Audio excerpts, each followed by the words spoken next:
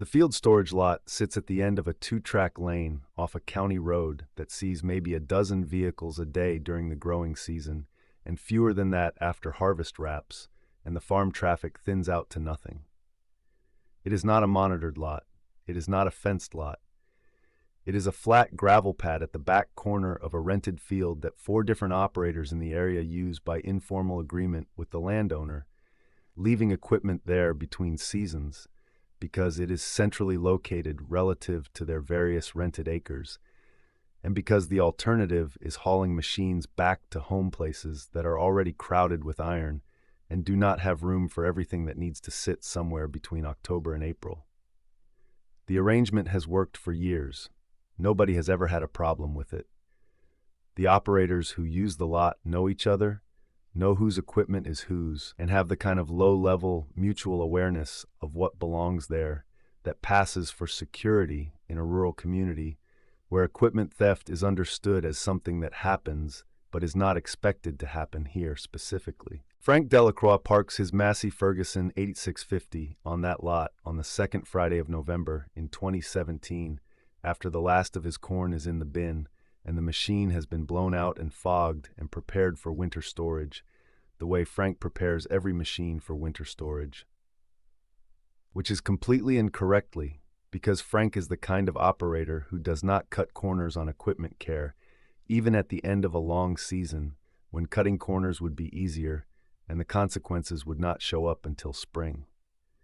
He drives back to his home place in his pickup, goes inside, and does not have any reason to return to the storage lot until the following March when he needs to bring the combine home for its preseason service.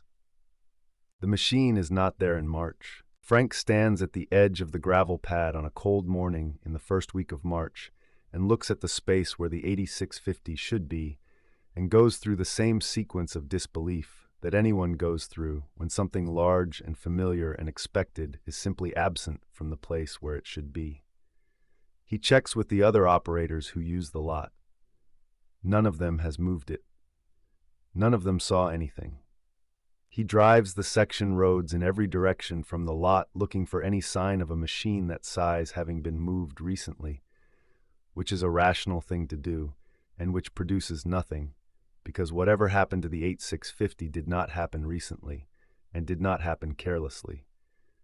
Whoever took that machine had time to plan, had the equipment to move it, and had the window between November and March to put distance between the theft and the discovery of the theft, which is the kind of window that serious equipment thieves understand and exploit, and that makes agricultural equipment stored in remote locations during the winter months one of the more vulnerable categories of property theft in rural areas. Frank calls the county sheriff's department from the parking lot of his home place after driving back from the storage lot and confirming what he already knew from the moment he saw the empty gravel. The 8650 is gone, and it has been gone for some portion of the 4 months since he parked it there in November, and it could be anywhere. Frank Delacroix has been farming his family's ground, plus 3 parcels of rented acres for 23 years.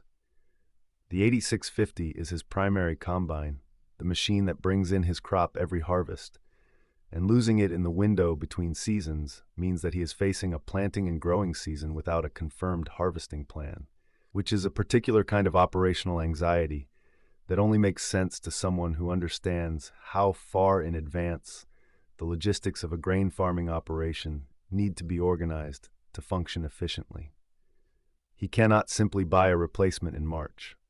The right machine at the right price does not appear on demand, and the insurance process that will eventually resolve the financial side of the loss takes months to work through, during which Frank's operational planning for the coming season is suspended in a kind of limbo where he knows approximately what resources he will eventually have, but cannot act on any of it until the process runs its course.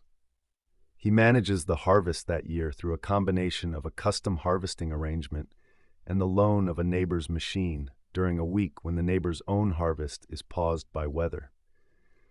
It is not elegant. It is expensive. It works, the way things work when a competent farmer has no good options and makes the best available ones function through effort and relationships built over 2 decades of being the kind of neighbor who helps when help is needed, and who can therefore ask for help when he needs it. The insurance investigation runs parallel to the law enforcement investigation and reaches its conclusion faster, which is how insurance investigations typically work.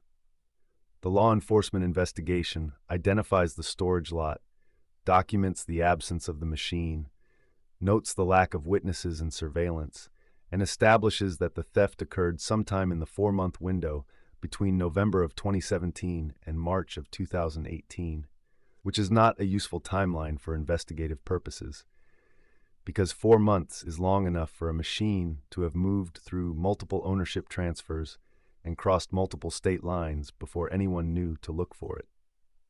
The investigators contact regional equipment theft networks, enter the serial number into national databases, flag the machine with agricultural equipment dealers and auction houses in a multi-state area, and do everything that the standard investigative protocol calls for in a case of this kind. None of it produces a lead in the first year. The case goes into the same dormant status that agricultural equipment theft cases go into when the initial investigation period produces nothing actionable, which is to say it stays open in the system, attached to the serial number, waiting for something to connect to it. Frank collects the insurance settlement and purchases a replacement. Combine the following season, a different model year, similar capability, adequate for his operation. He farms, the seasons pass. The 86650 becomes the way all resolved, but unsatisfying losses become in the life of a working operation, which is a background fact that is present without being active. Something that happened and was dealt with and is not worth spending current energy on, because the current energy is required by the current season, and the current season does not care about what was lost 4 years ago. Frank mentions it occasionally when equipment theft comes up in conversation, the way farmers mention their own experiences when a relevant topic arises, matter-of-factly and without drama, because drama requires the kind of ongoing emotional investment that a man with a working farm cannot sustain indefinitely about something that is not coming back. The technician's name is Aaron Pell. He is 31 years old, has been working as a Massey Ferguson combine technician for 7 years, and covers a service territory that spans parts of 3 counties for the dealership that employs him. Aaron is good at his job in the way that the best equipment technicians are good at their jobs, which is a combination of mechanical knowledge and systematic thinking, and the particular observational habit of a man who notices things that are slightly wrong even when nothing has specifically directed his attention to them. He is not the kind of technician who arrives at a service call with a narrow focus on the scheduled task and leaves without having registered anything about the larger environment.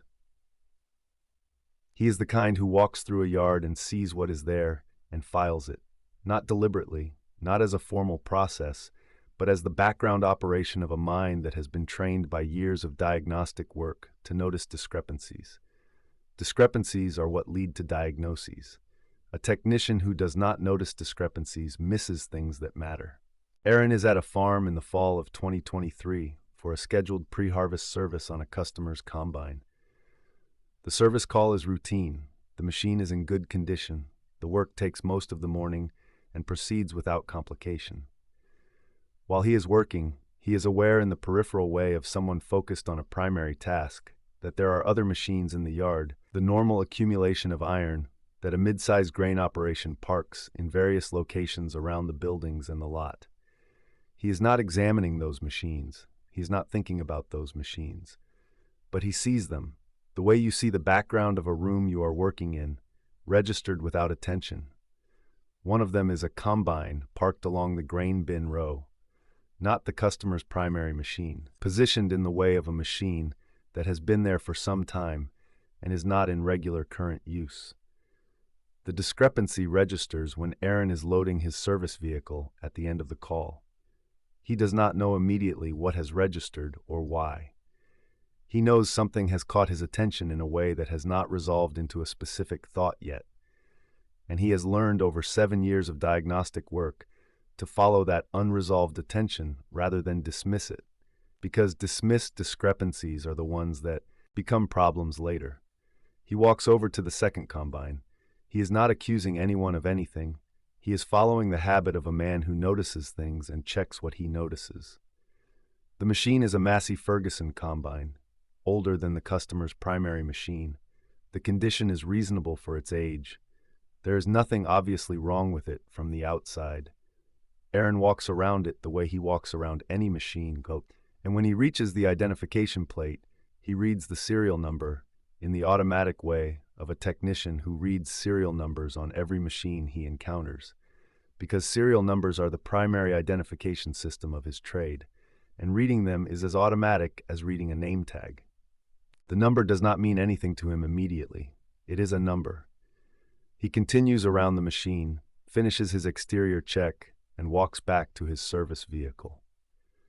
He is on the county road heading back to the dealership when the number surfaces in his active memory connected to something else, the way information sometimes surfaces when the mind is no longer focused on the immediate task and has room to make connections it could not make under direct attention.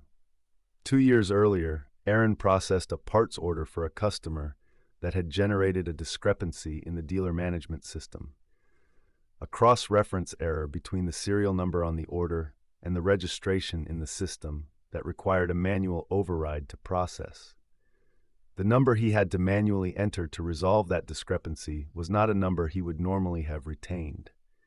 But the process of manually entering it, of typing it carefully and confirming it twice to clear the system error, had apparently lodged it somewhere in the background of his memory, in the way that information encountered under mild frustration sometimes does, more durably than information processed smoothly.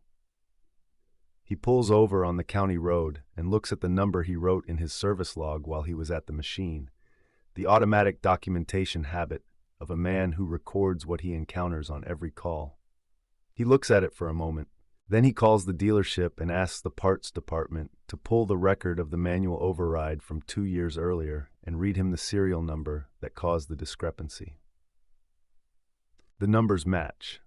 The parts discrepancy from 2 years earlier had generated a flag in the dealer management system that the dealership's parts manager had noted and set aside at the time as a likely data entry error in the original registration, the kind of administrative anomaly that accumulates in any large dealer system and that does not automatically trigger any external reporting unless someone connects it to something beyond the internal system. The parts manager had not connected it to anything beyond the internal system at the time because there was no obvious reason to connect it to anything. It was a discrepancy. It was flagged. It was set aside. Aaron Pell, sitting on the shoulder of a county road with his service log open on his steering wheel, is the connection that the parts manager's flag needed and did not have until now.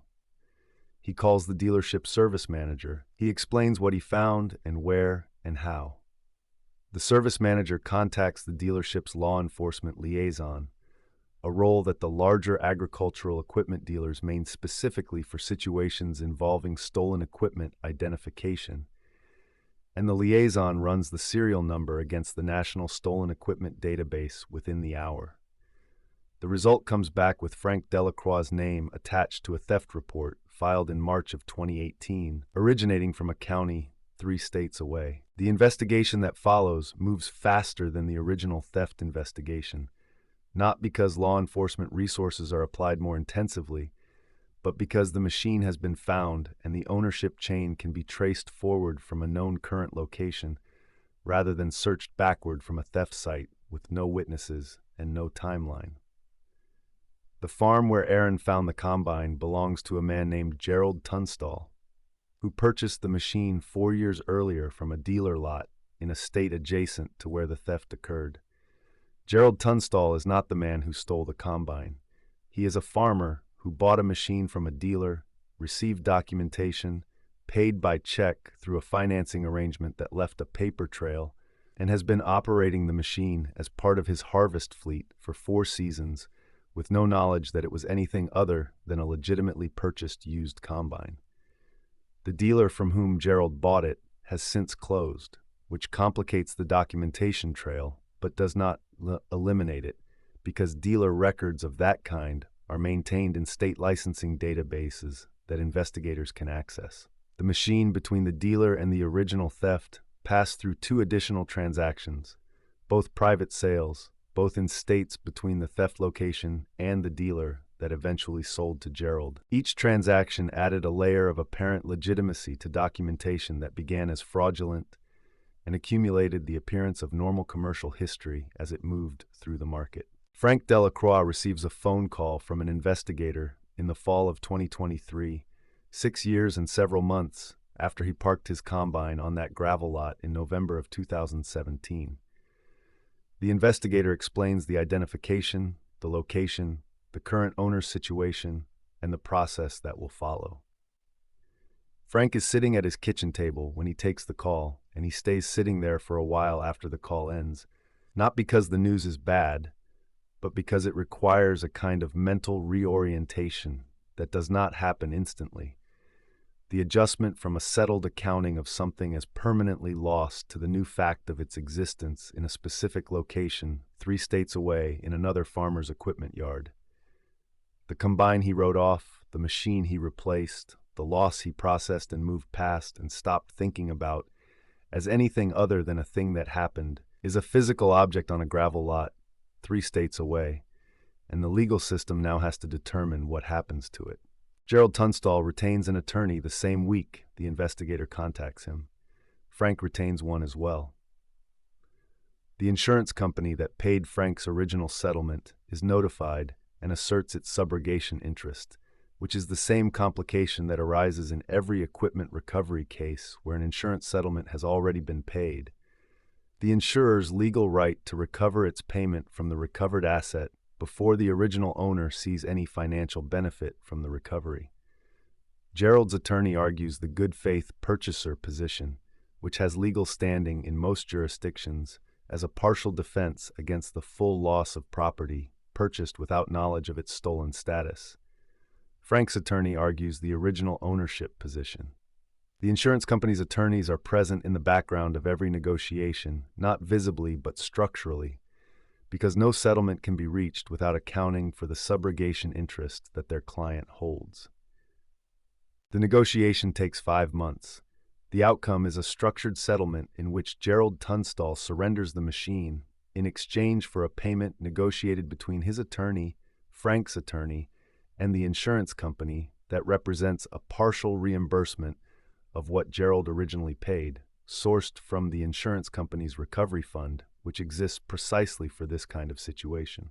Frank receives a payment from the insurance company that represents the portion of the recovered machine's current market value that belongs to him after the subrogation interest is satisfied, which is not the full current market value of the machine, but is a real number representing a real recovery from a theft that was 6 years cold when the technician on a county road with a service log on his steering wheel made the connection that started the whole process. The combine itself goes to auction, which is the mechanism by which the insurance company converts the physical asset into the cash that funds both the settlement with Gerald and the partial return to Frank. And the auction price reflects a machine that is older than it was when it was stolen, and that carries a compromised title history that any serious bidder will account for in what they are willing to pay. The man responsible for the original theft and the fraudulent documentation that moved the machine from stolen property to apparently legitimate inventory is identified through the ownership chain investigation. He is prosecuted on charges related to the fraudulent documentation rather than the original theft, because the statute of limitations on the theft itself has run.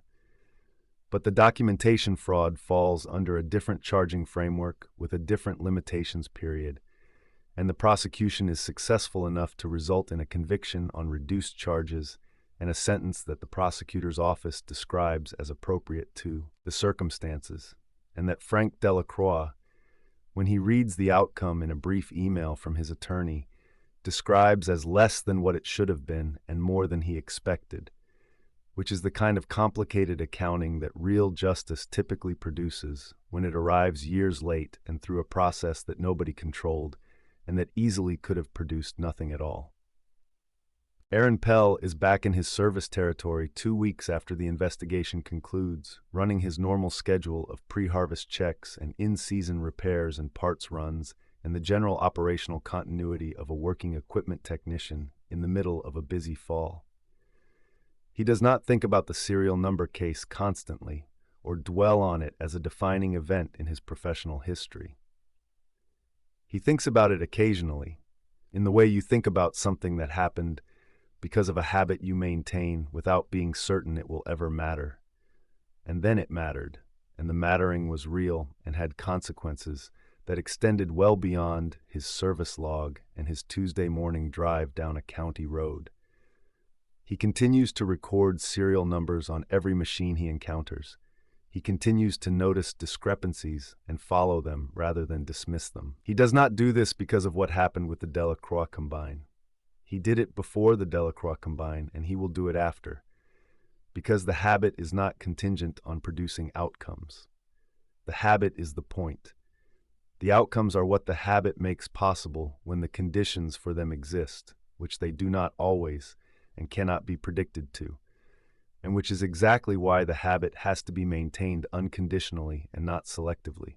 Because selectivity requires knowing in advance which machines and which numbers and which Tuesday mornings are going to matter, and that knowledge is not available in advance. It is only available in retrospect to the people who maintained the habit when it seemed routine and discovered later that routine is precisely what makes the critical moments possible when they finally arrive. Frank Delacroix farms his ground the following season with the replacement combine he bought after the theft and has been running for 5 seasons. The settlement money goes into the operating account and does the work that operating account money does, which is quiet and structural and not visible in any single transaction, but present in the general financial health of an operation that absorbed a significant loss 6 years ago and managed it and kept farming. He mentions the case occasionally when agricultural equipment theft comes up in conversation, the same way he mentioned the original theft for 6 years before the recovery, matter-of-factly, and with the particular detail that makes a story useful to the people hearing it, which in this case is the detail about the technician and the serial number and the parts discrepancy that sat in a dealer management system for 2 years before someone connected it to something it matched. He tells farmers to record every serial number on every machine they own, to photograph the plates, to enter the numbers into every database that will take them. He tells them that the plate is not the only identification on a machine, and that whoever removes the plate knows about the plate and may not know about everything else. He tells them that 6 years is a long time to wait for a phone call, and that the phone call came because someone was paying attention to something that looked routine. He tells them that routine attention is what finds things that are not supposed to be found. He tells them this because it is true, and because the farmers he tells it to are the ones who will either write it down and act on it or hear it and move on. And the difference between those two groups will not be visible until the morning one of them drives up to a storage lot and finds an empty space where something large and familiar and expected should be, and has to start making phone calls.